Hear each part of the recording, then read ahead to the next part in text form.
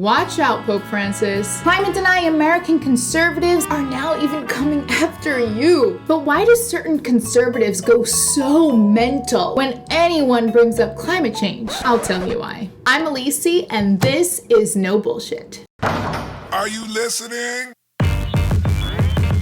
Damn. So Pope Francis, acting like a normal, well-adjusted human being, has expressed significant concerns about the impact of human activities on rising temperatures. He's gone as far as calling on the world's 1.2 billion Catholics to take action on climate change. I don't know if climate change is all man's fault, but the majority is. I think man has gone too far. Thank God today there are voices that are speaking about this. Don't you just love the Pope? But American conservatives aren't so happy.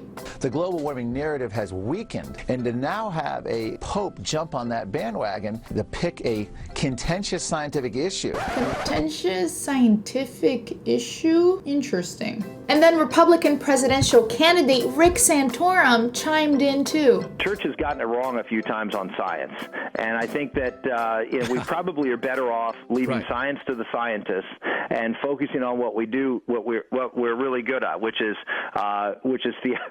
theology and morality. Of course. You see, Pope Francis, you really should just listen to Rick Santorum's advice. After all, you're the one with a master's degree in chemistry, and he's the one who doesn't even believe in evolution. Grab a napkin, homie. You just got sick. Alright, so believe it or not, to anybody living outside of America, but the list of climate change deniers, who for some reason all happen to be from this great country, is pretty extensive. It ranges from radio hosts. We are fortunate to have been able to help expose the hoax of all of this. Like the feminists, it's another anti-capitalist movement. It's pro-socialist, pro-Marxist, that's all they are. To TV show hosts. This is the thing. You said the timing was off. The science is off. We just had a snowstorm 2 weeks ago in New York. They told us New York City was going to get blown out. We had to give up our freedom and sit in our house, no cars on the road. So they got the models wrong on the science 24 hours before. How about those models 10, 20 years from now? To even politicians. I don't think the science is clear. It's convoluted. And for the people to say the science is decided on this is just really arrogant, to be honest with you. It's this intellectual arrogance that now you can't have a conversation about it even. No, Jeb, that's not arrogance. That's how science works. The best science can give us is the likelihood that something is true. So scientists get together. 97% of them agree that climate change is happening and is caused by human activity, and a consensus is established. You see, the 3% that disagree is what in math you call statistically insignificant. In every scientific debate, there are what are called outliers, kind of like the scientists that say HIV doesn't cause AIDS. They're outliers that have been discredited.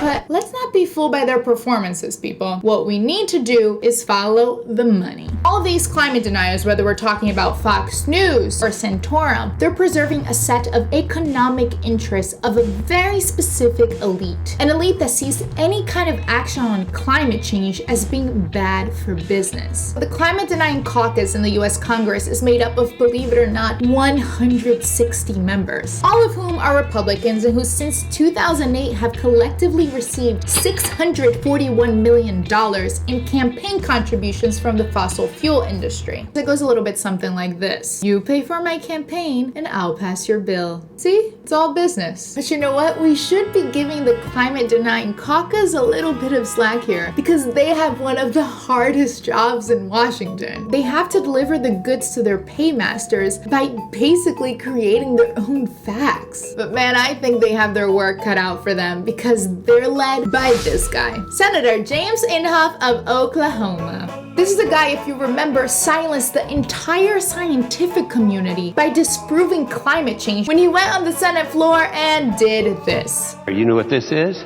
It's a snowball, and that's just from outside here. So it's very, very cold out, very unseasonal. So here, Mr. President, catch this. Is that for real? It's for real. And congratulations, Senator Inhofe. I've just become your newest convert. It's cold where you are, so of course global warming isn't real. Why didn't I think of that before?